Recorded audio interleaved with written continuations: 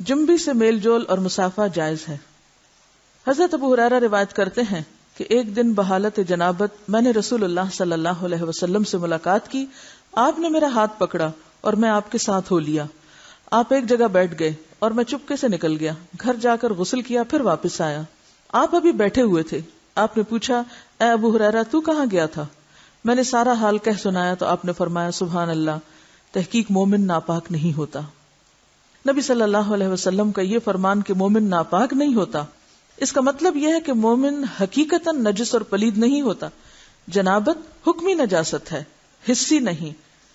یعنی نجاست کے حکم میں ہے لیکن بظاہر وہ کوئی ناپاک ہونے والی بات نہیں.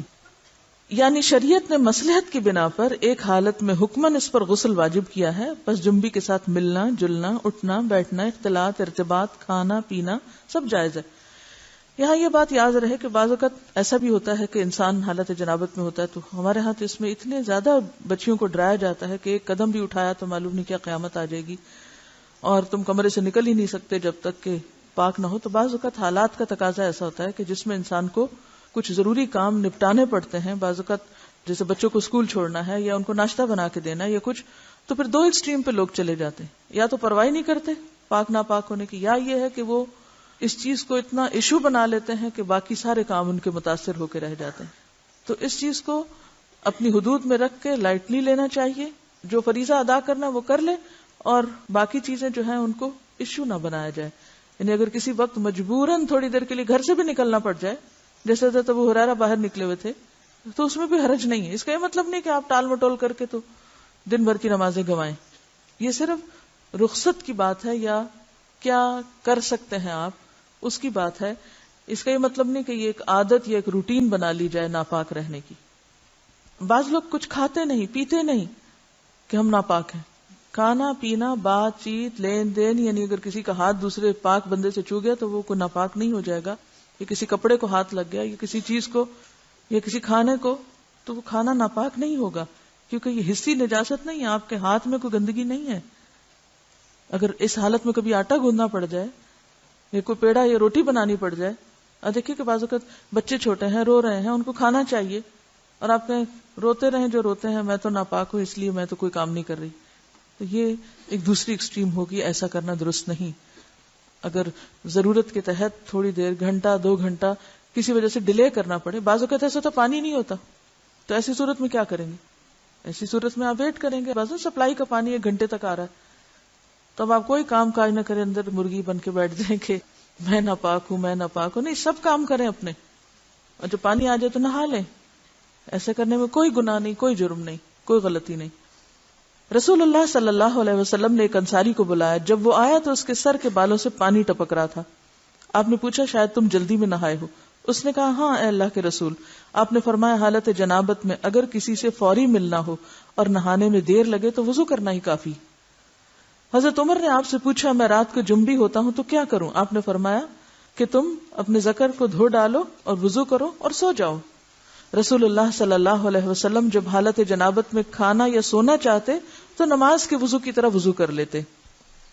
نبی صلی اللہ علیہ وسلم نے فرمایا, جو کوئی اپنی بیوی سے صحبت کرے اور پھر دوبارہ کرنا چاہے تو اسے چاہیے کہ دونوں کے درمیان وضو کرے. آپ نے غور کیا ہوگا کہ طہارت کے مسائل بہت تفصیل کے ساتھ اور اپنے اندر بہت ڈیٹیلز رکھتے ہیں, اور بہت سے موضوعات ایسے ہیں کہ جو انسان کی ظاہری زندگی نہیں بلکہ اس کی نجی اور ذاتی زندگی سے متعلق بھی ہیں. لیکن اس طرح پبلکلی ان کو پڑھانا اور ان کو سکھانا یہ بھی ایک ضرورت ہے, کیونکہ آپ صلی اللہ علیہ وسلم نے انصار کی خواتین کی تعریف کی کہ انصار کی خواتین کتنی اچھی ہیں جنہیں حیا دین کا علم حاصل کرنے سے نہیں روکتا. تو سوال یہ پیدا ہوتا ہے کہ آخر اتنی تفصیلات کیوں, اور بعض لوگ اس کو ناپسندیدہ قرار دیتے ہیں. تو ایسا کرنا ناسمجھی کی علامت ہے. ہم دیکھتے ہیں کہ انسان اگر اللہ کے بتائے ہوئے طریقے کے مطابق زندگی بسر کرتا ہے تو اس میں خیر ہی خیر ہے, اور وہ صرف خیر اس کی اپنی ذات تک نہیں رہتی, بعض اوقات دوسروں کی بھلائی کا ذریعہ بھی بن جاتی. یہاں کسی نے ایک واقعہ لکھ کر بھیجا ہے کہ کسی ویسٹرن کنٹری میں کوئی مسلمان بچہ پڑھتا تھا, تو وہ اپنے کپڑوں کو دھونے کے لیے کسی انگریز عورت کو دیتا تھا, یعنی لانڈری کسی کے ذریعے کرواتا تھا. تو ایک دن اس عورت نے طالب علم سے کہا کیا آپ میرے کام سے مطمئن نہیں؟ آپ کے خیال میں کیا میں کپڑے اچھی طرح نہیں دھوتی؟ طالب علم نے اس کی بات سن کر کہا کیوں نہیں، مجھے یقین ہے کہ آپ اچھی طرح کام کرتی ہیں۔ یہ سن کر وہ بولی پھر آپ خود ہی اپنے کپڑے کیوں دھو کر مجھے دیتے ہیں، یعنی کپڑوں کے داغ وغیرہ کیوں دھو کر مجھے دیتے ہیں؟ طالب علم نے انکار میں سر ہلایا کہ میں بھلا کپڑے دھو کر کیوں دوں گا۔ عورت نے کہا کہ پھر کیا وجہ ہے کہ مجھے دوسروں کے کپڑوں پر جا بجا گندگی کے دھبے نظر آتے ہیں لیکن آپ کے کپڑوں پر کوئی ایسا دھبا نہیں ہوتا۔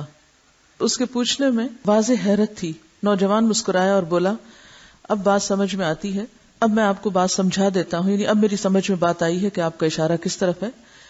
میں مسلمان ہوں، میرا دین مجھے پاک صاف رہنے کا حکم دیتا ہے، میری شلوار یا پینٹ وغیرہ پر پیشاب کا چھینٹا بھی لگ جائے تو میں نماز نہیں پڑھ سکتا، لہٰذا اگر کوئی ایسی چیز ہو تو مجھے اسے خود دھونا پڑتا ہے اور اسے دھو کر پاک کرتا ہوں، لہٰذا جب میں کپڑے اتارتا ہوں تو یہ کپڑے پاک اور صاف ہوتے ہیں، یعنی داغ دھبوں سے محفوظ ہوتے ہیں۔ تو اس نے حیرت سے پوچھا کہ تمہارا دین اتنی چھوٹی چھوٹی باتوں کی بھی تعلیم دیتا ہے؟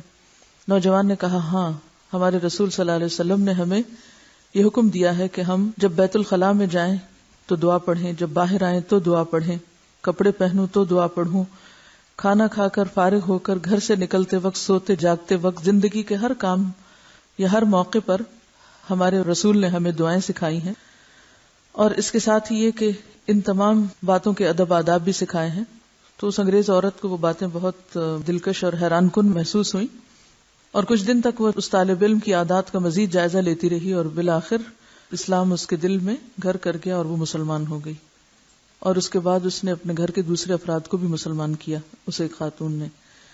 تو بات یہ کہ بات تو چھوٹی سی ہے لیکن ایک بہت بڑا فرق ڈال دیتی ہے، لیکن افسوس یہ کہ آج مسلمان ہی یہ آداب اور اخلاق بھول گئے، کیونکہ بہت سے مواقع پر ایسا بھی ہوا ہے ہمارے ساتھ کہ جب ہم نے الوداع میں پرانے کپڑے مختلف، جیسے سیلاب آ گیا یا زلزلہ آ گیا یا کچھ، تو اس موقع پر نئے پرانے سب مٹیریلز جب اکٹھے کیے گئے تو بلیو می بعض اوقات کپڑوں پر خون کے دھبے، گندے داغ اور نجاست وغیرہ بھی لگی ہوئی پائی گئی، جسے دیکھ کر بے انتہا افسوس ہوا کہ ایک مسلمان لڑکی جو بالغ ہو چکی، اس کو اس کی ماں نے یہ ادب نہیں سکھایا، یہ طریقہ نہیں سکھایا کہ لباس کو صاف کیسے رکھتے ہیں۔ بھلے آپ کو کپڑا کسی سے بھی دھلوانا ہو، یا آپ کو دوبارہ نہیں پہننا، یا آپ کسی غریب کو دے رہے ہیں، مسلمان کا تو لباس اتارتے وقت بھی طریقہ یہ ہوتا ہے کہ جب وہ اتارے تو ایسے ہی اتارے کہ جیسے وہ نجاست سے صاف ہے۔ تو بعض اوقات ہم غفلت میں ایسی حرکتیں کرتے رہتے ہیں، اور اس کا غلط امپریشن نہ صرف یہ کہ اپنے گھر والوں پر، اپنے قریبی لوگوں پر، بلکہ دوسرے ادیان والوں تک بھی اس کا دائرہ بعض اوقات پھیل جاتا ہے۔